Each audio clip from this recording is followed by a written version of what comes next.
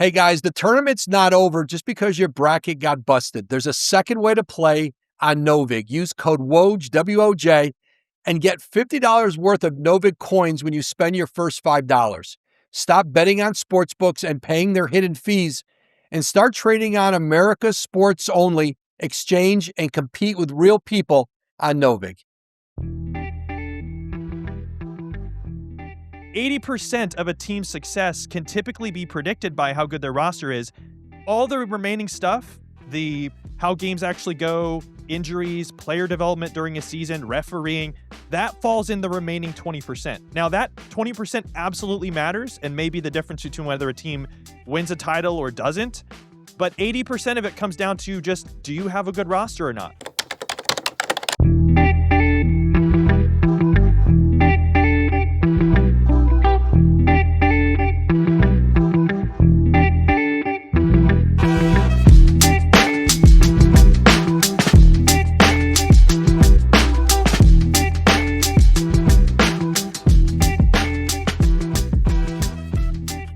Welcome into Evan Miyakawa, the founder of evanmaya.com. You will hear about Evan, his website, his data and analysis, and his analytics a lot this time of year.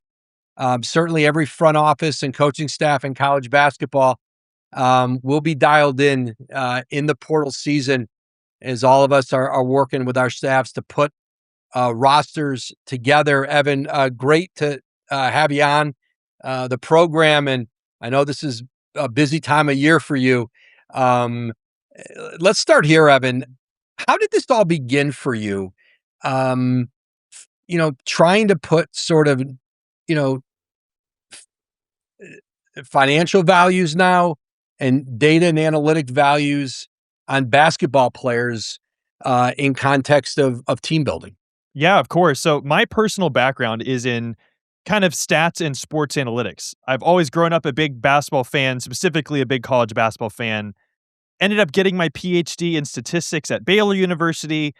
And while I was in school there, I just started applying what I was learning to basketball specifically because sports analytics has always been kind of my love there, and started my site just as a fun side project, but it's just organically grown over the course of several years to the point where it's now used being widely by many coaches as well as journalists and fans. I ended up working for a sports analytics company, working with NBA front offices for a while, ended up leaving that to go full-time with evanmia.com. And a lot of what I do does really naturally translate to roster building. And because a lot of what I do and emphasize on my site is player evaluation, all the different data that we have to predict player performance. And then, of course, a natural, extension of that is actually connecting it to a monetary value, because the name of the game now isn't just get the best player. It's also get the best player for the right amount of money. So it's a very, very important task for teams and GMs and all that to be efficient with the way they spend their money, and certainly using tools like a good way to do it. You in doing research and looking back at what contributed to winning and the teams that had success based on your model, you put a percentage on how much your preseason roster, who comprised it, versus, and then a percentage on everything that happens after that: injuries, coaching, referee officiating calls, everything else that goes into a season. What did you find in terms of the impact of the roster versus everything that comes after putting a roster together? Yeah, I mean, when you talk about who is going to cut the nets down at the end of the season, there are so many factors that go into it. Everyone understands that. The sport is played on a court. You can't determine it on paper. But when you look at every Division I team and you look at how successful they are at the end of the season, and you go back to the preseason and you basically look at the overall roster talent that every team has, and I have a way of measuring this based on the individual player grades that I give to every player, and then you sum that up to a roster that closely corresponds to a team's preseason projection on my site, though it's not identical because it takes into account things like coaching and program success. But there is an 80% correlation between roster talent score in the preseason and where a team ends up finishing the year in compared to the rest of Division 1. And basically what that means is 80% of a team's success can typically be predicted by how good their roster is. All the remaining stuff, the how games actually go, injuries, player development during a season, refereeing, that falls in the remaining 20%. Now, that 20% absolutely matters and may be the difference between whether a team wins a title or doesn't. But 80% of it comes down to just, do you have a good roster or not? And if you don't, it is very, very hard to overcome that. And it, again, just shows the importance of a team having that build right before the ball even tips in, early November. How do you work in the way in which you work with uh, college coaches, head coaches, assistants, general managers in, essentially trying to moneyball a roster together? Everybody's got different resources in different conferences and schools. Other programs that the schools with fewer financial resources are trying to close the gap on. Um, what are the kind of conversations you have like this time of year into the portal about the best way to get value for the money you have to spend? Absolutely. It comes down to that there are so many things that go into that. And a lot of times coaches come to me and they say, "Hey, Evan, is there one stat or magic number that you have seen be the most important for portal success?" And ultimately, I say no, because if there was a secret sauce, I think everyone would have figured it out by now. The reality is that there are a lot of factors that go into predicting player success. And even if you work as hard at it as I do, certainly, tweaking things and optimizing things every year to capture the latest trends in player performance, especially for transfers, the reality is college basketball is hard to predict. That's why the sport is awesome. So when you're doing the best that you can, ultimately what I often find is whether you're talking about a player transferring up a level, going from a low major school to a mid major or high major, or vice versa, maybe a low minutes, major player who didn't like their playing time and is coming down a level. What I have often seen translating the most is not one key stat, but it's being excellent in multiple areas. So, for example, one of the most prized player archetypes is a scorer, a bucket getter, someone who's a high usage player who can just go get buckets, typically at a lower mid major level. And they hope that can translate. You're looking for the next Dalton Connect, right? Well, the reality is that while some of those guys translate, most of them, if that's all they do is score, and they're not a particularly efficient scorer, and they do not have an excellent area somewhere else. They're not a playmaker, they don't dominate on the boards, not a plus defender. They can often get shut down when you play against more athletic defenses. Whereas what I find is if you're good at scoring, yes, but you have at least one other area that you are also excellent in, a more athletic defense from a better conference can't take away your whole game, and you still have an area you can contribute. So that is something that I often emphasize when you're looking for transfers who are going to maybe be underrated is look for multiple skill areas where you are excellent rather than just one. The difference between what you would value in college basketball versus what an NBA team would value, whether that's positionally, um, uh, any number of ways you would try to project. What are a couple of the biggest differences between when you work for NBA teams and now doing it for college basketball, and maybe what you find is really important in um, player analysis and putting a team together? Man, there are so many different things. For starters, the level and depth of analysis that you can do on a player level, on a team level at the NBA is just night and day different than in college. At the NBA level, you have access to tracking data where you have, 60 frames per second of information on player locations and how they're interacting with each other. And at the college level, you can sort of get there a little bit, but it is much harder to have that widespread across Division 1, certainly in a way that's easy to replicate and apply across all players. In the NBA, if you have a 10-year career, oftentimes you're with a team for, hopefully 4 or 5 seasons at a time. The coaching staff can develop you to be the exact type of role that they need to fit their roster, and players can often figure out exactly how to do that role well without necessarily needing to blow you away in all of these other areas. In college, that same player might be the best player on their team in a given year, and they are just asked to do a lot more. So I think an overall wide skill set matters more in college than it does in NBA because in the NBA, you can nail down a guy and said, here's your strengths and weaknesses. We only need you to do these three things and do them super well. And maybe you're not useful like that to another team, but you are to us. In college, I think it's a lot harder to exactly know a player's specific archetype. So you need to bring in players who are just going to be generally talented in multiple areas. And then hopefully you can find the specific way that you fit their team. I think it's just more of a challenge to be exactly accurate in college with knowing the exact fit of a guy and how he's gonna come and join your program, especially if you've never coached him before or never even really played against him before, which is often the case in college. How important is retention to um, college basketball success right now? Massively important. And I think that as the ability for the best teams in the sport to go and get whoever they want becomes even easier, I think the retention part of it is going to continue to be maybe underrated or dismissed. But when you look at even in this modern portal era where all of this roster change, the most successful teams who are reaching or exceeding the expectations based on the talent they have, it is often teams who are emphasizing retaining the key talent on their team from the season before. That doesn't mean you should return everybody, but retaining key players, and oftentimes when you look at a team who is equally talented here and here, but you have one team where 70% of your minutes is coming from returning players, and another equally talented team that has a whole new roster, it is much harder for you to be successful, generally speaking. If you look at last year's Final Four, Duke being the exception because they had by far the most talented roster, multiple lottery picks on the roster. Outside of that, the other three teams in Auburn and Florida and Houston all had 70% or more of their minutes being played by guys who were on the team the previous year. Now, some of those guys were transfers initially, but they stayed with the team for multiple seasons.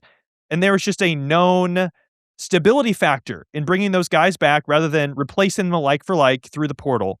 So it becomes very important. And if you look at the best teams this year, outside of those that have just overwhelming talent, it is the teams that have continued to bring back key returners who have been really successful. And it's much harder for a coach to do that if you just don't have a lot of roster continuity. So, who would you say have been the coaches, the programs who have embraced, not just your model, but other models that they might blend some thoughts together and say really has used data to elevate their program to be even more efficient in the money they've spent.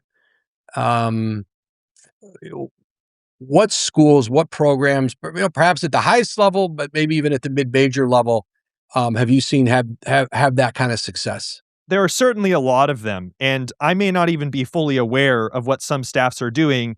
So any team that I name here, this is not an exclusive list by any means. This is just teams that I often know their staffs well or know from publicly, cited stuff. First of all, you have to start with Michigan. I know that they had a large budget to work with this season, but it's not a given that having a large budget equals success, and they have shown themselves on the course of the season to arguably be the best team. I know that they are obviously well sourced, but also being very smart in the way that they are identifying players who are going to extract a lot of value based on what they're paying them, but also fit roster wise. But then you look at some of the other teams who were really successful this year who didn't have the largest budgets and weren't the most hyped in the preseason. You look at a team like Vanderbilt. Vanderbilt has did a wonderful job of retaining key players like Tyler Tanner, for example, but then also getting other key guys who definitely were underrated in the portal, maybe didn't have the flashiest skill set, but really fit what Mark Byington was trying to do and were underrated by a lot of people. Obviously, we saw the success that they had this year. Another team in the SEC is Texas A&M, a completely new roster. It is very hard for a first-year coach to do well with a completely new roster, as I mentioned. Bucky McMillan found a way to do that, and the way that they identified their pieces in the portal using tools like mine and other places, I know that they were really smart. So you look at a lot of the teams, Miami, Florida is another one, first-year head coach, pretty much a new roster. They exceeded expectations, again, being very smart with the tools that they were using and identifying these pieces. So that's just an initial list off the top of my head as I'm looking at the top programs in the country here. There are many others as well. But a lot of times when you see these teams that outperform what people expect, it's because they were very smart in the way that they approach building their rosters. Hey guys, the tournament's not over just because your bracket got busted. There's a second way to play on Novig. Use code Woj, W-O-J, and get $50 worth of Novig coins when you spend your first $5. Stop betting on sports books and paying their hidden fees and start trading on America's sports only exchange and compete with real people on Novig. How big of a factor, too? You mentioned Michigan and Dusty May, and I think Florida with Todd Golden. Programs that put a premium on a lot of size and trying to really beat you on the offensive boards, create more possessions. Has that been a trend you've seen with some programs that are having some success right now? Absolutely. Especially this year, there has been a movement, especially within the very top teams in the country, that have kind of separated themselves a little bit towards the end of the regular season. They are really reliant on length, athleticism, big front courts, maybe non-traditional front courts. You look at Duke, who obviously has the best player in the country in Cameron Boozer, but a lot of size and length. Their defense is suffocating. Michigan, again, a great example. Arizona, another team like that. Florida, I know, is out of the tournament, but they were very successful with that. Houston is another example. Once you get to that next tier of teams, you'll see a lot of these teams that more preach the modern basketball game of, space and three-point shooting, but those teams have not quite separated and put themselves in the top positions, the most likely title winners, as we're talking here before the Sweet 16 gets going. It's a lot of teams who are able to really just stack overwhelming talent in that front court, NBA type length and profile that have just been so hard to overwhelm that they're able to make up for deficits in other areas of the court. That's been a very interesting trend to monitor this year. The ways in which, Evan, that schools, programs can close the money gap. Um, the margin for error, you mentioned some of those schools. When you have so much more money, your margin for error is greater. If you make a mistake on a player or two, you have the resources to recover it, that you have the depth on the roster. Other programs don't necessarily have that margin for error. Is data analytics as important of a way as a program can close the gap? Because like you said, it's just like pro sports. It's not always that the highest payroll is the team that's winning or in first place. We've seen plenty of examples through the years. And I think too, the difference in college sports, you sign a player to a long-term contract. If it's baseball and he's a pitcher and he gets injured or he just is not effective, or the NBA, you would sign a longer deal. And if all of a sudden that player falls off, you're stuck with the contract and it sits on your cap. It can be paralyzing. The one thing about college sports, typically, mostly they're 1-year deals. So if you make a mistake this year, you feel like you can undo it next year. It doesn't set your program back.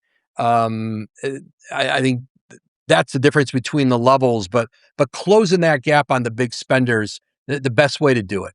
I think it's more important than ever, even at the mid-major ranks than compared to the high major ranks. And the reason for that, and certainly arguably more important than the NBA, is because when you're at the high major level, I mean, you look at Michigan's roster, for example. Every single player on their roster, if they weren't with the team last year, was a team they probably saw on television regularly for some other program because they are some of the most notable stars in the country. And there's just a lot of data. There's a lot of eyes on those players. So you kind of know what you're getting. At the mid-major or low-major ranks, you don't. A lot of the players that you're looking for in the portal are players you've maybe never watched before, maybe never even heard of before in your life. So if you're trying to fill a spot on your roster and say you want a small forward who's a wing who can shoot and is a plus defender, and nowadays it's not just, you don't just look regional, you can look anywhere in the country, and it's all just based on who's willing to pay and what's the fit and all that. How are you supposed to whittle down that list of guys who will be at a certain level? So I think one of the smartest ways to do that is big picture. I have never believed that you should blindly trust data and analytics, but equally, you shouldn't completely disregard it if you disagree with a data point or two.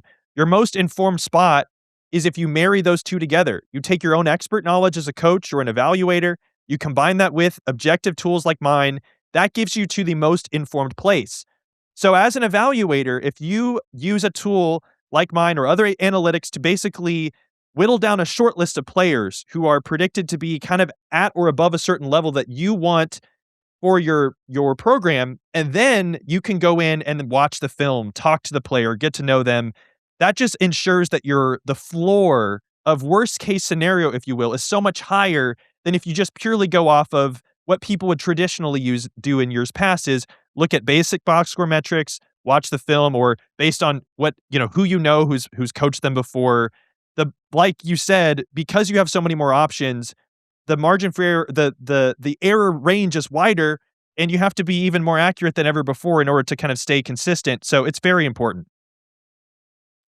Evan, this was a lot of fun. I appreciate you taking time out for us. EvanMaya.com. People can, college programs pay, maybe a more significant fee for your front office suite. That might not be necessarily for the average fan, but the average fan can go in there, learn a lot about their teams, understand the players they might be recruiting in the portal. There's kind of something within your database probably for people who are doing this for a living, and then folks who are just fans and want to learn more. Yeah, absolutely. There's a lot of stuff for free on the site, and there's a fan level subscription for just $5 a month that gets you a lot of really good stuff that fans are using regularly. So there's something for everybody.